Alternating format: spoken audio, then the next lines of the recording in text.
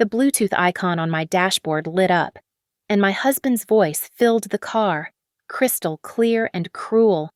He thought he had hung up. Instead, I sat there, frozen and 7 months pregnant, listening to him promise his mistress he would throw me out the second our baby was born. That technical glitch did not just end my marriage. It handed me the match to burn his entire world to the ground. My name is Audrey, and the moment my life shattered was quieter than I ever expected. I was driving our sedan down the highway, 7 months pregnant and exhausted from organizing the nursery, when the car's infotainment system glitched. Grant had just dropped me off at the mechanic earlier that day to pick up the car and must have forgotten to disconnect his phone from the master Bluetooth profile. His voice suddenly boomed through the speakers, loud and confident. "Don't worry, Tiff. I dropped the whale off to get her car. We have time." I froze, my hands gripping the steering wheel until my knuckles turned white. It was Grant, my husband, the CEO of Apex Dynamics, but the voice answering him was not a business partner. It was Tiffany, the 20-something daughter of our biggest venture capitalist investor. "I just want her out, Grant." Tiffany whined, her voice dripping with entitlement. "I don't want to share you when our baby comes. It's gross." The air left my lungs. Tiffany was pregnant. Patience. "Babe!" Grant laughed, a sound that used to make me smile but now made my bile rise. "As soon as she pushes the kid out, I'm filing for full custody. I'll paint her as mentally unstable postpartum depression. The works. I'm kicking her to the curb, and I'm keeping the penthouse. Oh, and did you like the ring I used the last $50,000 from our joint savings to pay for the diamond? She thinks we're saving for a college fund." I slammed on the brakes, pulling over to the shoulder as the world spun. He had drained our savings.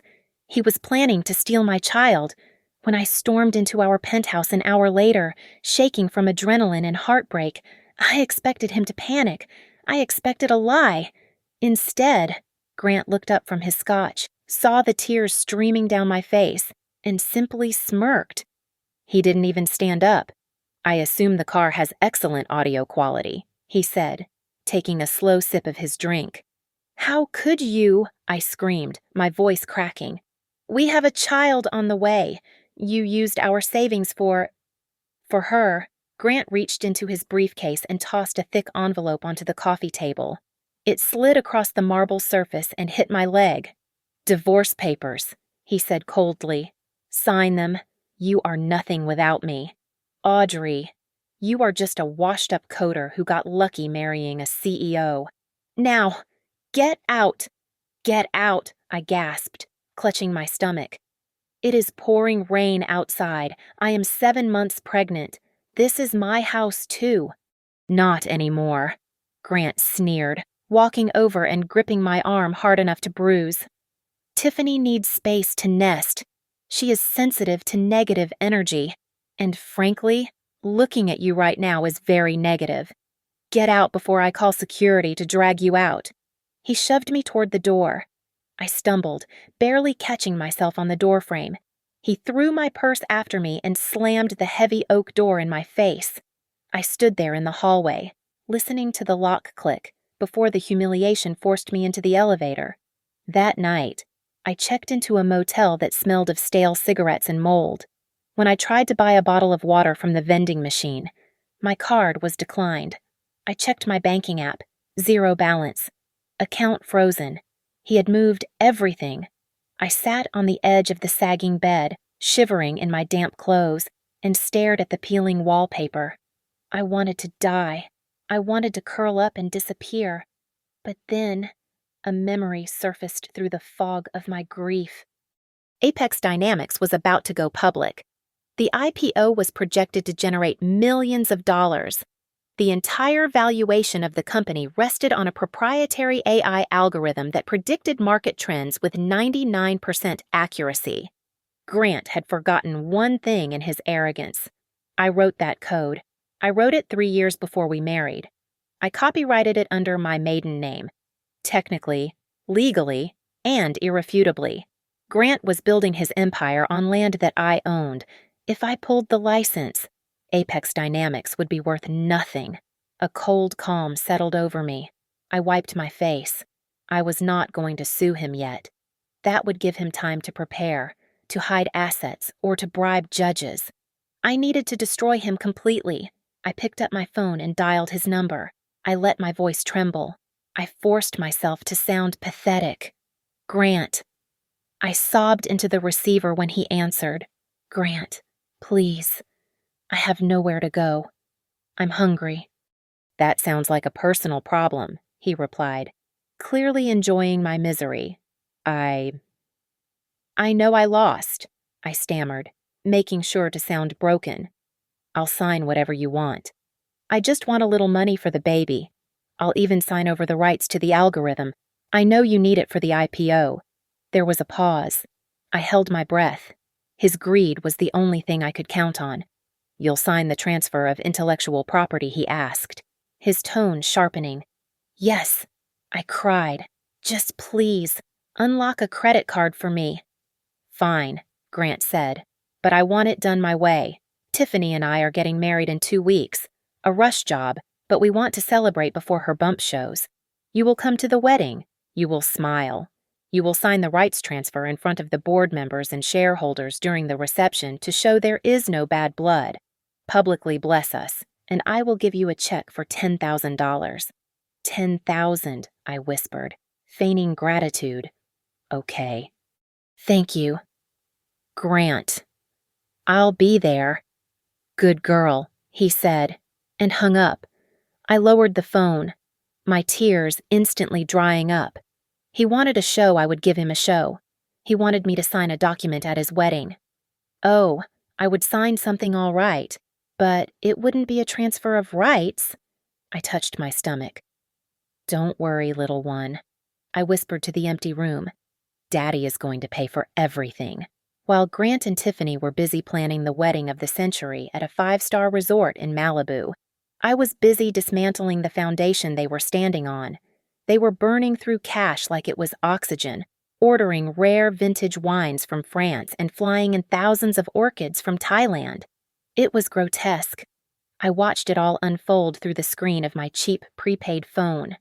Tiffany could not resist gloating. She posted photos of herself sipping champagne with captions like, "Out with the old, in with the gold," and finally upgrading to a CEO lifestyle. To make matters worse, my mother-in-law, Barbara, was right there in the comments section, cheering her on.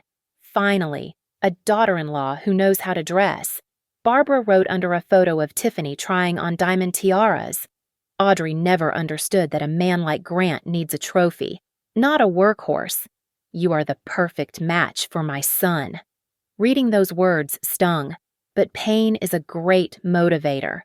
I wiped my eyes and dialed the number of a private investigator I had found on a secure forum, along with a white hat hacker who went by the handle, Ghost. I need to know where the money is coming from. I told Ghost. Grant cut me off. But he is spending millions. Find the trail. 2 days later, Ghost sent me a decrypted file. I sat in the dim light of my motel room, scrolling through the data, and my jaw dropped. Grant was not just spending his own money, he was embezzling. He had been siphoning funds from the Apex Dynamics operating budget to pay for Tiffany's jewelry, the deposit on the Malibu venue, and even Barbara's new car. He was drowning in short-term loans with astronomical interest rates, robbing one account to cover the deficit in another. He was terrified of the upcoming IPO because it was the only thing that could fill the massive hole he had dug. I decided to help gravity do its work. I arranged a quiet, off-the-record coffee meeting with the CTO of Apex's biggest rival. I did not sell him the algorithm. I gave him something far more dangerous, a rumor. I am not saying the code is broken, I said, stirring my black coffee and looking him in the eye. I am just saying. If I were an investor, I would ask why the beta tests for the predictive modeling keep crashing when the data load exceeds 10 terabytes. It was a lie.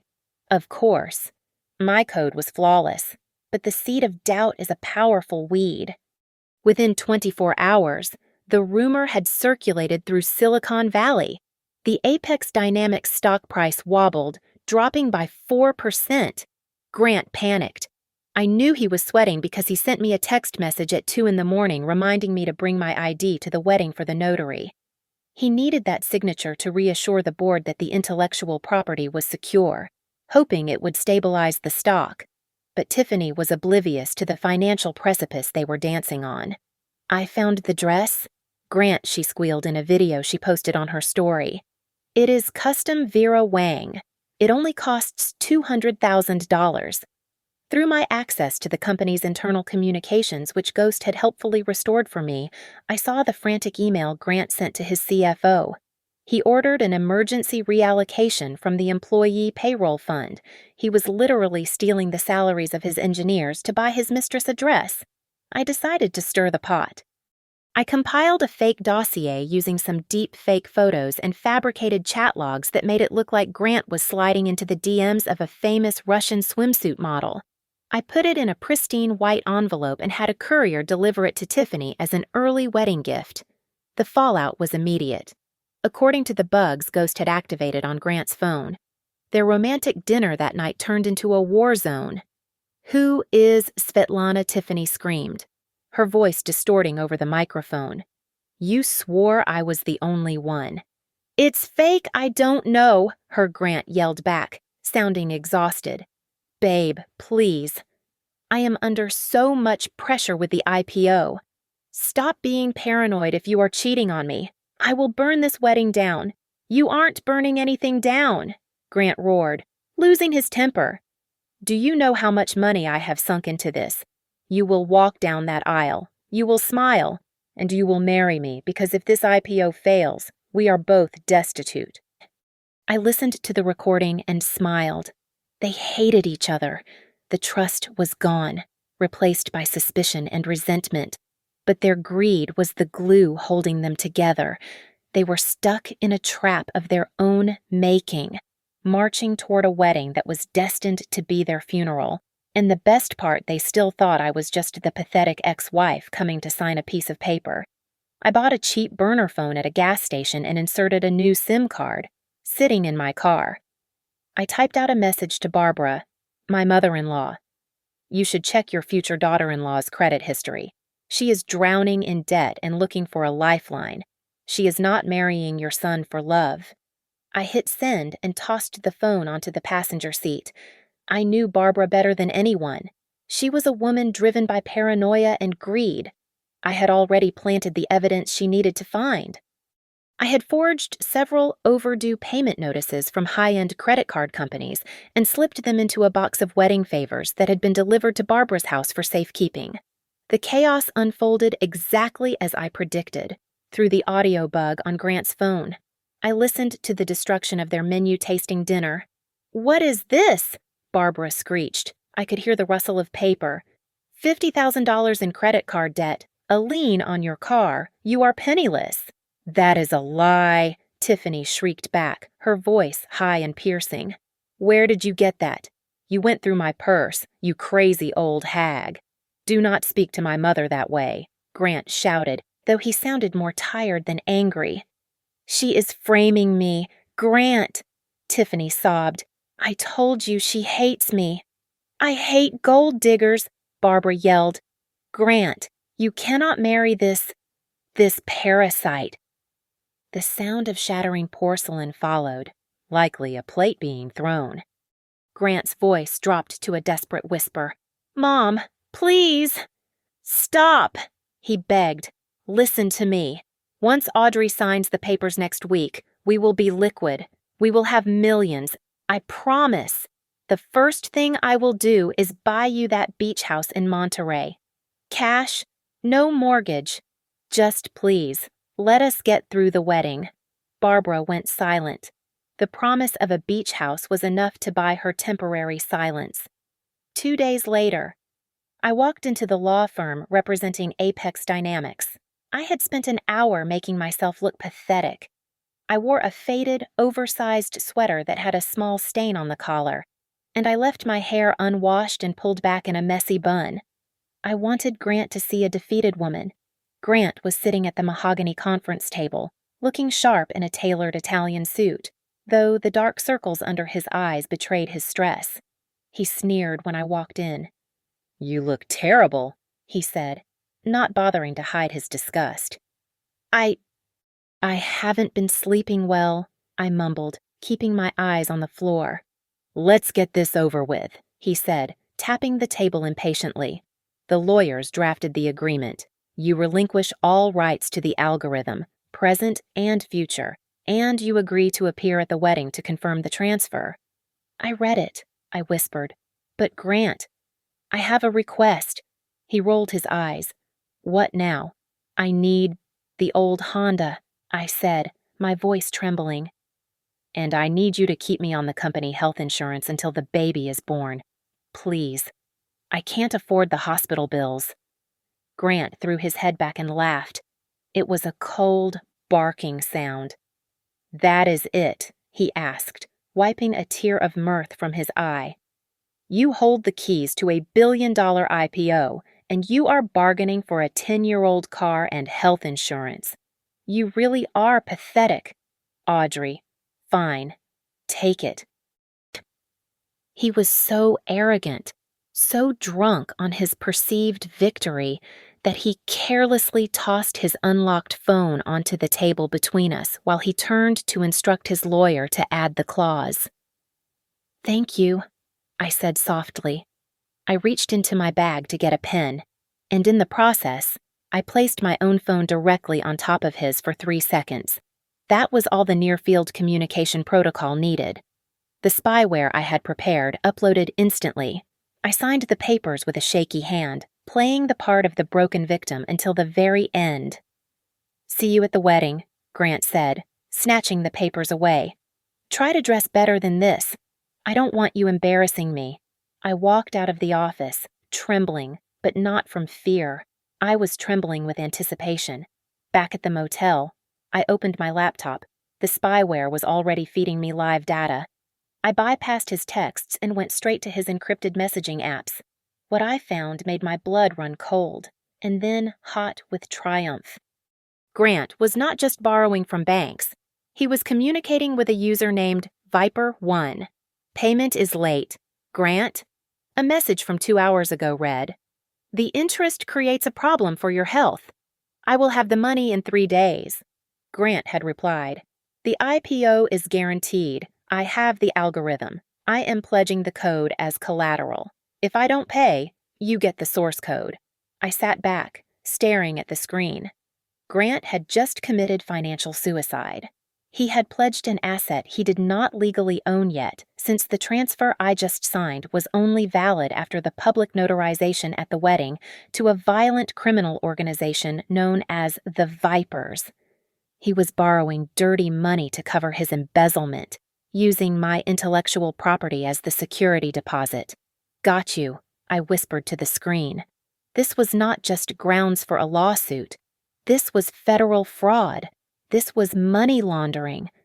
This was the silver bullet that would not just kill his career, but put him in a cage for a very long time. And the Vipers. They would be attending the wedding too. I would make sure of it. 2 days before the ceremony.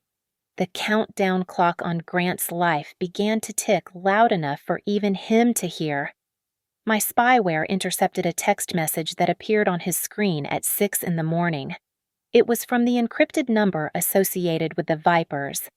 "Payment in full or your life. Deadline is 12 o'clock in the afternoon on Saturday. Do not disappoint us." Grant did not reply to them. Instead, he called me.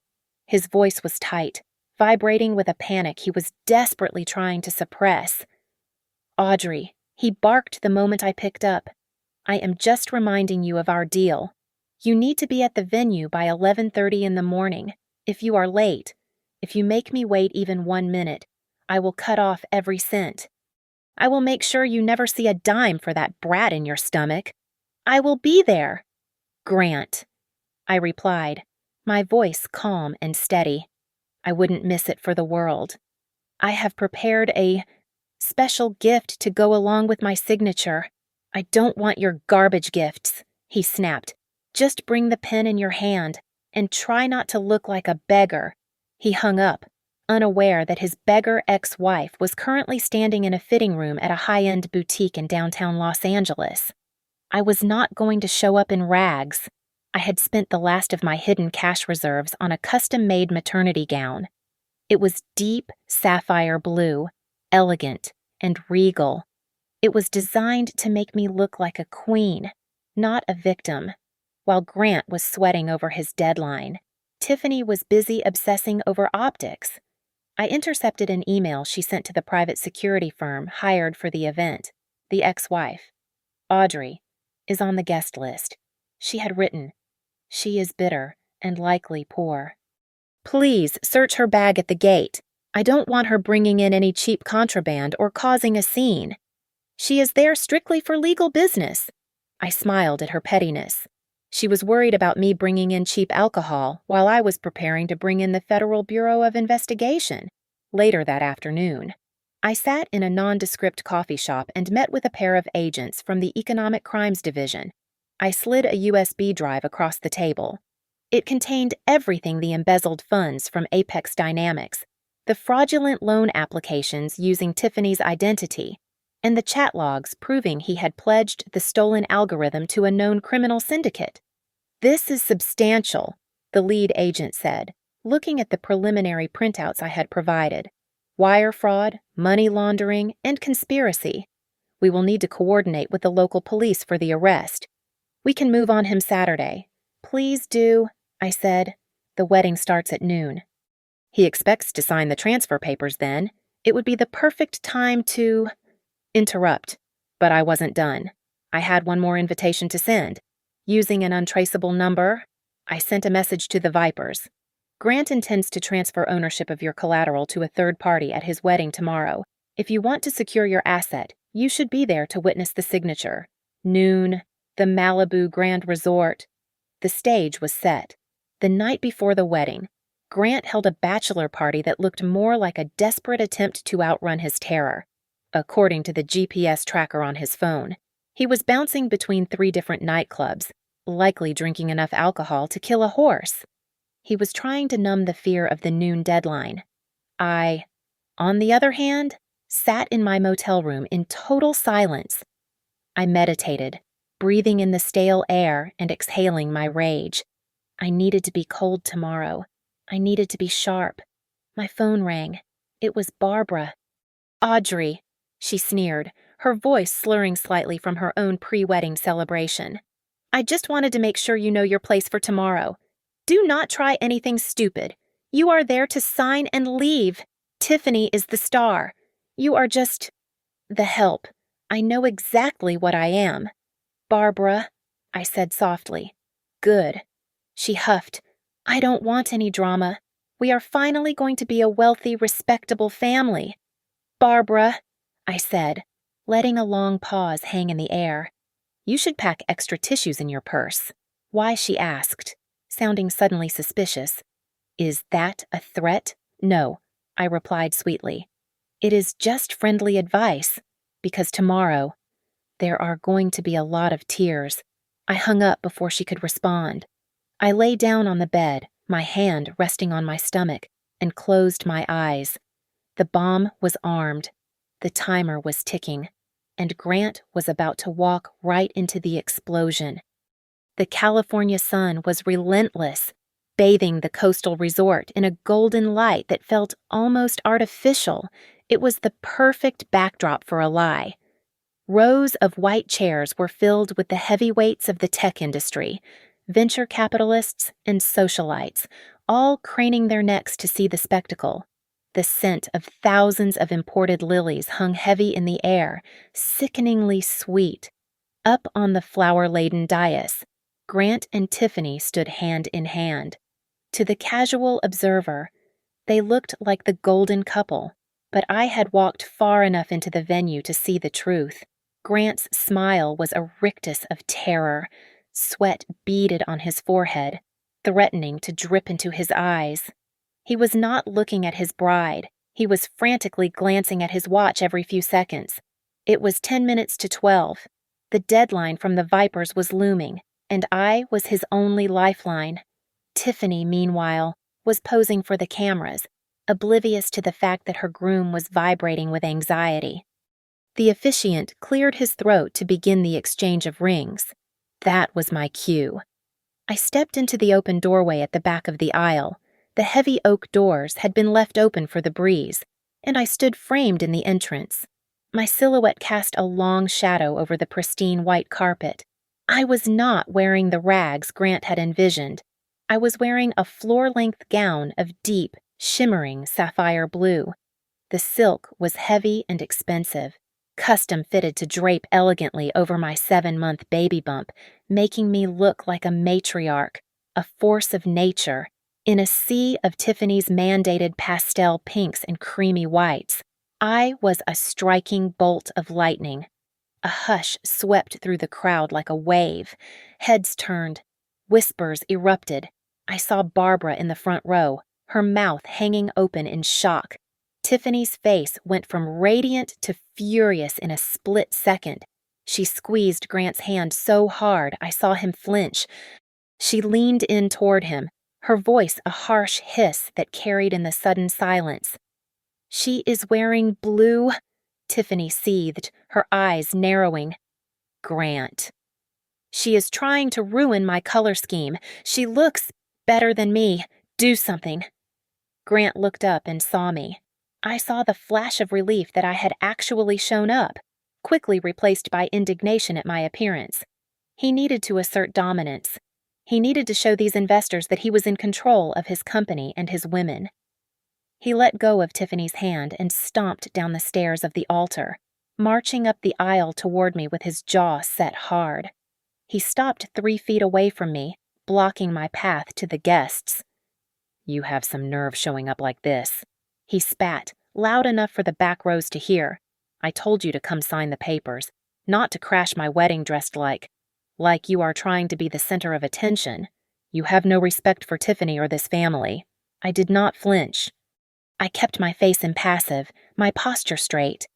I held out the thick black folder I was carrying. "I am just here to deliver the documents." "Grant," I said calmly, my voice steady. "As agreed. I did not want to disrupt your ceremony." He snatched the folder from my hand with aggressive force. He had what he wanted. He held the keys to the algorithm. He could have just waved me away, signed the papers later, and saved himself. But Grant was a small man with a big ego, and the adrenaline of the day had made him reckless. He looked at Tiffany, who was pouting on the stage, demanding retribution for the insult of my blue dress. He looked at the crowd, who were watching with bated breath. He wanted a victory lap. He wanted to crush me one last time to elevate himself. He raised a hand to the string quartet. "Stop the music," he shouted. The cellist froze. The silence was absolute. Grant grabbed a wireless microphone from a stand nearby and turned to face the audience, pointing a finger at me. A cruel smile spread across his face. "Ladies and gentlemen, I apologize for the interruption," Grant announced, his voice booming through the speakers. "But it seems my ex-wife has trouble letting go, since she decided to make an entrance. I think we should all give her the attention she is so desperate for." Grant's voice boomed through the speakers, distorted slightly by the feedback, but his words were sharp enough to draw blood. He stepped closer to me, invading my personal space until I could smell the stale alcohol on his breath. "Look at you," he sneered, gesturing at my stomach with the microphone. "You think putting on a designer gown changes what you are? You look ridiculous. You look like a beached whale wrapped in expensive curtains. It is pathetic, really. You are trying so hard to be something you are not." I stood my ground, clutching the black folder against my chest as if it were a shield. My heart was pounding against my ribs, but I forced my face to remain impassive. From the altar, Tiffany decided to pour gasoline on the fire. She leaned into her own microphone, her voice shrill and mocking. "It is clearly a knockoff," she yelled, pointing a manicured finger at me. "That cheap polyester insults the aesthetic of my wedding. It is offensive that she even dared to wear blue. Grant, she is ruining the photos. Get her out of here. You are right, babe, Grant said, turning back to the crowd with a manic glint in his eyes. She does not belong here. She does not deserve to wear this. He looked around wildly, his eyes landing on the table beside the towering 5-tier wedding cake. There, sitting on a silver tray, was a pair of ornate ceremonial scissors intended for cutting the ribbon on the gift table later. Grant handed the microphone to a stunned groomsman and grabbed the scissors. The sunlight glinted off the sharp steel blades. A gasp rippled through the audience, but Grant was too far gone to hear it. He was drunk on champagne and the absolute power he thought he held over me. "Let me fix that for you," Grant said, walking back toward me. He clicked the blades together, the sound metallic and menacing. "Since you are living off my charity, I should decide what you wear. Let us adjust your wardrobe to match your bank account." He reached out and grabbed a handful of the sapphire silk skirt. "Grant, stop," I whispered, allowing my voice to tremble just enough for him to hear. But I did not step back. I needed him to do this. I needed the world to see the monster hiding beneath the CEO suit. "Shut up," he hissed. He jammed the scissors into the fabric and squeezed. The sound was sickening. It was a loud, harsh ripping noise that seemed to echo in the sudden, deathly silence of the venue. "Ripe." He didn't stop at one cut. He slashed at the hem, tearing the delicate silk upward. He grabbed another section and shredded it, exposing the lining underneath. He was panting, his face red with exertion and malice, destroying the $5,000 gown with the enthusiasm of a vandal. I stood perfectly still. I did not fight him. I did not scream. I let the tears fall freely down my cheeks, playing the part of the helpless victim to perfection. But inside, behind the wall of my tears, my eyes were burning with a fierce, cold fire. Go on, I thought. Show them. Show them exactly who you are. To my left, I heard a sound that turned my stomach. Barbara was clapping. "That is my boy," she cackled, her voice cutting through the stunned silence of the guests. "Show her who is boss. Grant a man takes charge. She needs to learn her lesson." Her applause was lonely and grotesque. The rest of the guests were frozen in horror. But Grant fed off his mother's praise. He gave one final, violent yank, tearing a long strip of blue silk completely off the dress. He threw the scrap of fabric onto the white carpet and tossed the scissors down. They clattered loudly on the stone path. "There," Grant said, breathless and triumphant. "Now you look like the trash you are." He pointed a shaking finger at the table where the notary was waiting, pale and wide-eyed. "Now sign the papers," he commanded. "Sign them and get out of my sight before I have security throw you into the dumpster where you belong." I looked down at my ruined dress. The jagged edges of the fabric hung around my legs, a symbol of his brutality. Then I looked up, scanning the crowd. Grant was too focused on his victory to notice. But I saw them. Dozens of guests had their phones raised. The little red recording lights were blinking. They weren't just filming, they were live streaming. I could see the shock on their faces, the whispers spreading like wildfire. They had just watched a tech CEO physically assault his pregnant ex-wife at his own wedding. The internet was already waking up. The comments were likely flying in by the thousands. Grant thought he had just asserted his dominance, but he had just broadcast his own funeral. I wiped a tear from my cheek, took a deep breath, and prepared to deliver the final blow. I slowly bent down and picked up the tattered strips of blue silk from the white carpet. The fabric felt cool and slippery in my fingers. I folded it neatly, deliberately, taking my time while the entire congregation held its breath. Grant was breathing heavily, his chest heaving with the exertion of his violence, a smug grin plastered on his face as he waited for me to crumble. I stood up, smoothed the ruined fabric over my stomach, and looked him dead in the eye. The fear that had lived in my chest for months was gone, replaced by a clarity as sharp as a diamond. I reached up to my collar and tapped the small, pearl-encrusted brooch pinned there. "Is this thing on?" I asked, my voice ringing out clearly, not through Grant's handheld microphone, but through the venue's main sound system. Grant blinked, confused. "What are you doing?" "Thank you, Grant," I said, my voice calm and amplified, reaching every corner of the resort.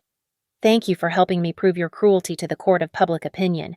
You really put on quite a show for the thousands of people watching the live stream right now." Grant's face went pale. "Live stream. What?" "What are you talking about?" I didn't answer him. Instead, I raised my hand and signaled toward the technical booth at the back of the lawn.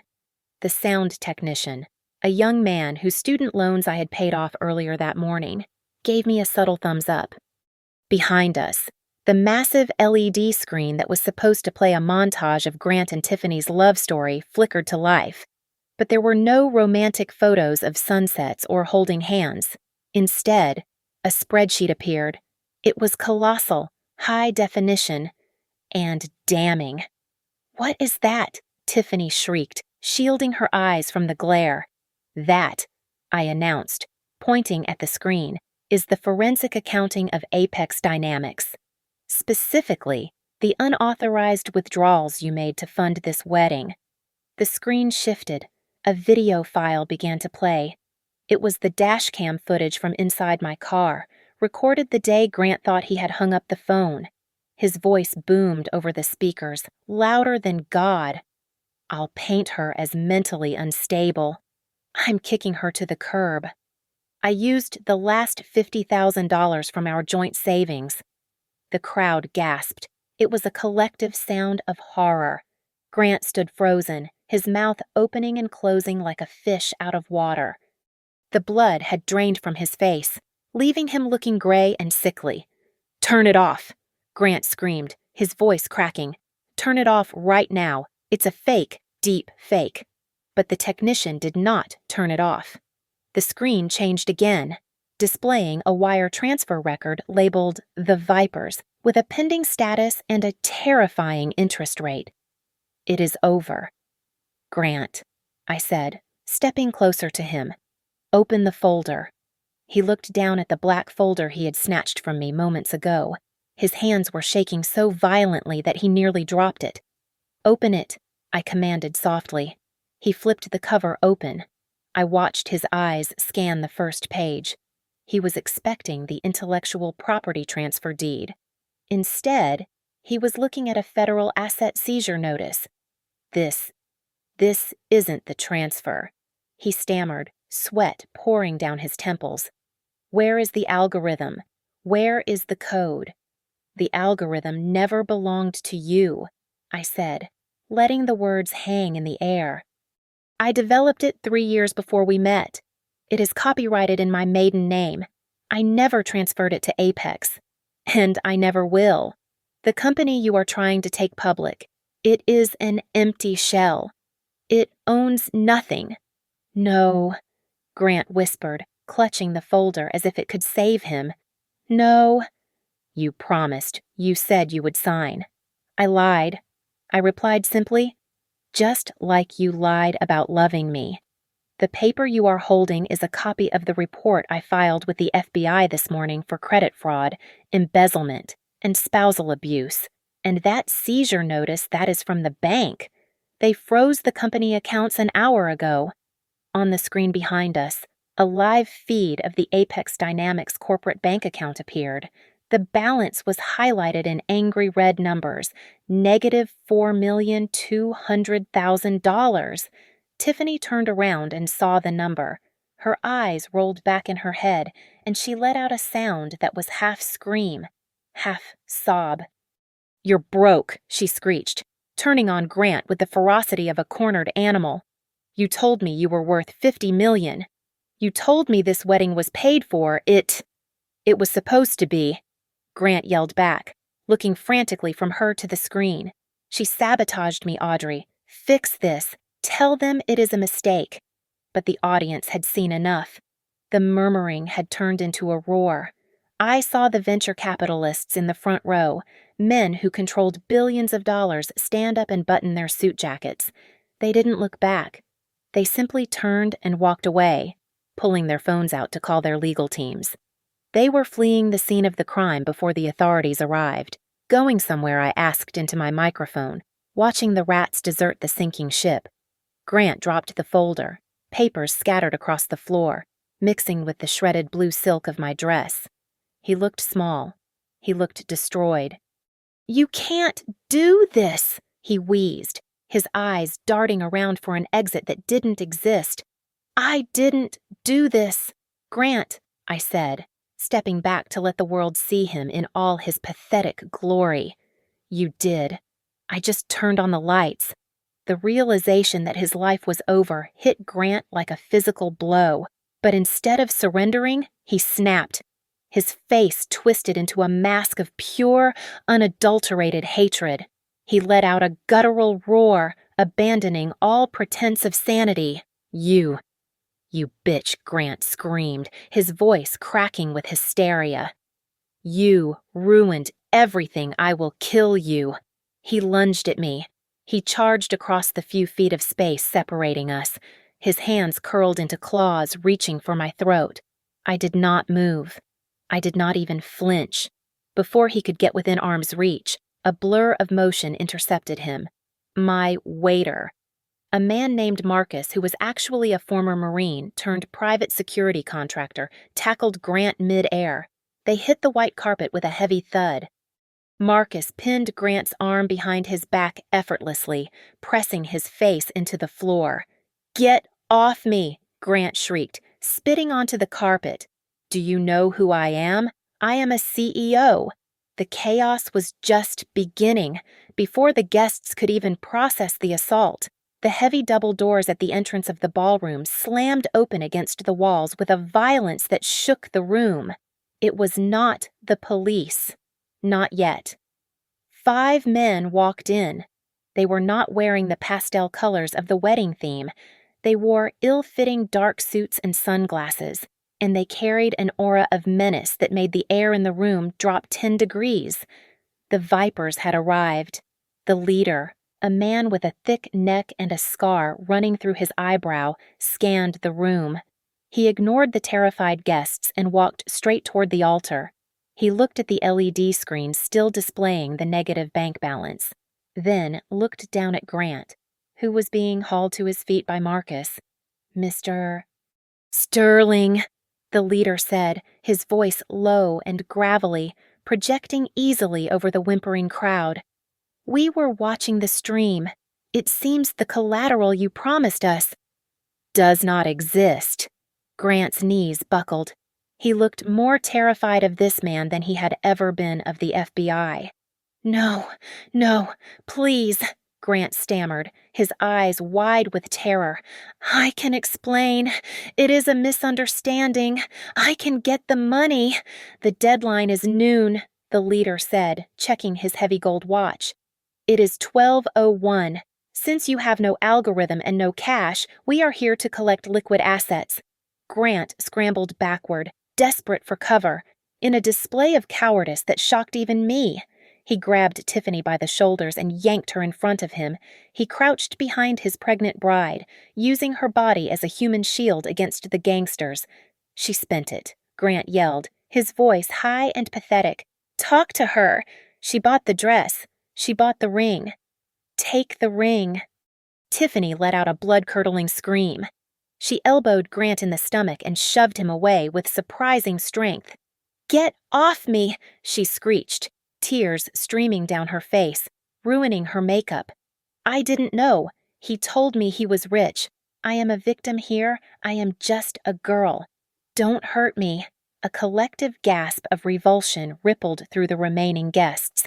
They had just watched a man try to sacrifice the mother of his unborn child to save his own skin. "Pathetic," the Viper leader muttered. He signaled to his men, "Trash the place. Take anything that glitters." The thugs moved with terrifying efficiency. One of them picked up a heavy chair and smashed it into the table holding the champagne tower. Hundreds of crystal glasses shattered, sending shards and expensive alcohol flying everywhere. Another man walked up to the 5-tier wedding cake and shoved it. The massive confection toppled over in slow motion, crashing onto the floor in an explosion of fondant and buttercream. Barbara, who had been standing near the front row clutching her pearls, let out a high-pitched yelp as one of the men approached her. "Nice necklace." The thug grinned. "That looks like interest payment to me." "Don't you touch me!" Barbara shrieked. Then, realizing she had no other defense, she rolled her eyes back in her head and collapsed onto the grass in a theatrical faint. The thug just shrugged and leaned down to unclasp the diamond necklace from her unconscious neck. The venue descended into absolute anarchy. Guests were scrambling over chairs to get to the exits, stepping on the crushed flowers and slipping on the spilled cake. The screams of socialites mixed with the sound of breaking glass and splintering wood. I stood near the technical booth, completely untouched by the violence. Marcus and 2 other security guards had formed a tight perimeter around me. I felt like I was in the eye of a hurricane calm, still and safe. I watched Grant cowering on the floor, sobbing as he tried to crawl under a table, while Tiffany stood screaming at a bridesmaid who was trying to help her. It was a beautiful disaster. Every smashed plate, every stolen jewel, and every terrified scream was a note in the symphony of their destruction. I rested my hand on my belly and watched the empire of lies crumble into dust. The sound of sirens cut through the chaotic din of the ballroom like a knife. It was not just one patrol car. It sounded like an entire fleet was descending on the Malibu coastline. The wail grew louder and closer until it drowned out the sobbing of the guests and the frantic excuses of the staff. The vipers, professionals that they were, evaporated the moment the first siren echoed off the canyon walls. They slipped out through the kitchen exit, leaving behind a scene that looked less like a wedding and more like a riot. The FBI and the Economic Crimes Unit stormed through the main entrance, weapons drawn, vests emblazoned with yellow letters. The room froze. Grant, who was still cowering under a table, was hauled out by 2 agents. He looked disheveled, his tuxedo torn and stained with cake frosting and champagne. "Grant Sterling," the lead agent announced, his voice devoid of emotion. "You are under arrest for wire fraud, embezzlement, securities fraud, and aggravated domestic assault." "Assault," Grant sputtered, blinking rapidly as the cold steel of the handcuffs clicked around his wrists. "I didn't hit anyone." "That is a lie. We have the video." "Mr. Sterling," the agent replied, gesturing to a junior officer who was holding up a tablet. On the screen, the footage of Grant wielding the scissors and shredding my dress was playing on a loop. It has been viewed 3 million times in the last 20 minutes. The district attorney added the charge personally. Grant's legs gave out, and the agents had to hold him up. He looked around wildly until his eyes locked onto mine. I was standing 10 feet away, arms crossed, watching the law dismantle his life. "Audrey," he screamed, tears mixing with the sweat on his face. "Audrey, tell them to stop. I did this for us. I did this for the family. Please. I am the father of your child." I walked closer, my heels clicking on the marble floor. I stopped just out of his reach. "Family," I asked, my voice low and cold. "The family of yours died the night you threw me out into the rain. You do not have a family, Grant. You have co-conspirators." "No," he moaned. "Don't say that." Nearby, Tiffany was trying to sneak away toward the exit, but an officer stepped in her path. "Tiffany Banks," the officer asked. "I am a victim," Tiffany wailed, pointing at Grant. "He lied to me. I didn't know anything." "Your name is on 3 fraudulent loan applications totaling $400,000, the officer said, pulling out a pair of handcuffs. "And we have emails from your account authorizing the transfer of funds. You need to come with us for questioning." "I didn't send those," she shrieked as the cuffs snapped shut. "He used my password, Daddy Call, my daddy." On the floor, Barbara suddenly woke up from her faint when an agent crouched down beside her. "Ma'am, I need you to hand over the jewelry," the agent said. "This is mine," Barbara yelled, clutching her throat. "It is a family heirloom. We have the receipt. Ms. Sterling," the agent said tiredly. "It was purchased 3 days ago using stolen funds from the Apex Employee Pension Plan. Hand it over, or we will add obstruction of justice to your file." Barbara sobbed loudly, a harsh, ugly sound, as she was forced to unclasp the necklace and earrings. She looked small and withered without her stolen glitter. The resort manager, a man in an impeccable suit who looked like he was about to have a stroke, marched up to the group. "Who is paying for this?" he demanded, gesturing at the overturned cake and the smashed furniture. "The damages are estimated at over $50,000. The credit card on file has been declined." Grant hung his head. He had nothing. No money, no company, no dignity. "I took one final step toward my ex-husband." The agents paused, letting me have my moment. I reached out and straightened his crooked bow tie, a gesture of intimacy that made him flinch. "The dress you cut cost $5,000. I whispered in his ear. "I will make sure the lawyers add it to the restitution list. Enjoy prison. Grant, I hear the jumpsuits are orange. It really isn't your color." "Audrey," he whispered, his voice broken. "I am sorry." "Save it for the jury," I said, stepping back. The agents hauled him toward the door. Outside, the flashing lights of the police cars illuminated a sea of reporters. They had been tipped off by the live stream and were hungry for the shot. As the doors opened, the camera flashes exploded like fireworks. Grant Sterling, the man who wanted to be a king, was dragged out into the blinding light, immortalized forever as the face of greed and failure. The sirens had finally faded into the distance, taking Grant and his chaotic empire with them. I stood alone in the center of the ruined ballroom, surrounded by overturned tables, smashed cake, and the scattered petals of 10,000 white lilies. The air smelled of stale champagne and ocean salt. For the first time in 7 months, the heavy weight on my chest was gone. I took a deep breath, and it felt like freedom. A man in a sharp gray suit approached me, stepping carefully over a broken chair. It was the lead attorney representing the primary investors of Apex Dynamics. He looked exhausted. "Ms. Vance," he said, his tone respectful and urgent. "The board is in a full-blown panic. The stock has plummeted 60% in the last hour. Without that algorithm, the company is effectively worthless. They authorized me to make an offer. We want to buy the rights to the code, immediately." I looked at him, then at the destruction around me. I held all the cards now. $25 million. I said calmly, "That is the price. But I have conditions. The name Apex Dynamics dies today.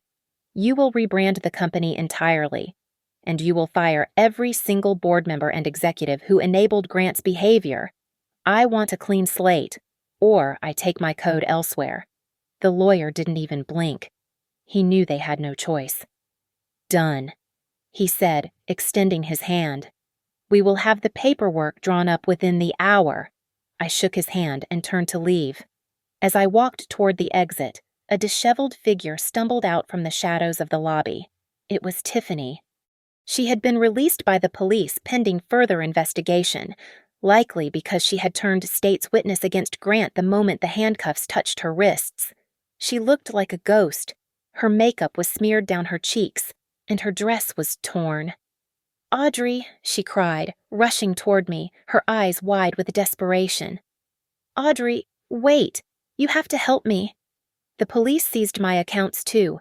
Grant lied to me. He forced me into this. I am a victim just like you." I stopped and looked at her. I saw the fear in her eyes, the same fear I had felt the night Grant threw me out into the rain, but I also remembered her laughter when she mocked my pregnant body. I cannot help you. Tiffany, I said, my voice steady. You made your choices. But I have nowhere to go, she sobbed, clutching at the air between us. I am pregnant. You can't leave me like this. I reached into my purse and pulled out a crumpled pamphlet I had carried with me during my darkest days at the motel. I held it out to her. Here, I said.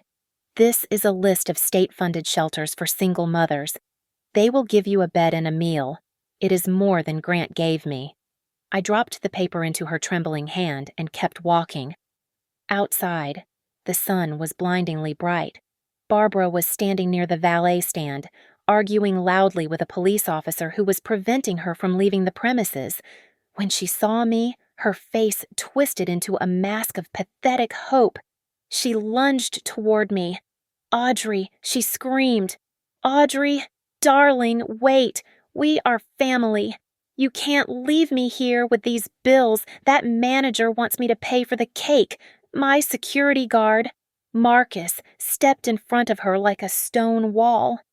Barbara bounced off his chest and stumbled back, her cries drowned out by the sound of the ocean. I didn't even look back.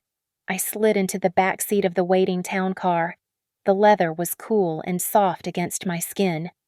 As the driver closed the door, shutting out the noise and the heat, my phone buzzed in my lap. I looked down at the screen. It was a notification from my bank.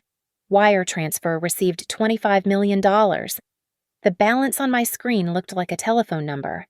I let out a long, shaky breath. I placed my hand on my stomach, feeling the reassuring warmth of my skin. We are safe now, I whispered to my daughter, a small smile touching my lips. We are safe. And we will never let anyone step on us again.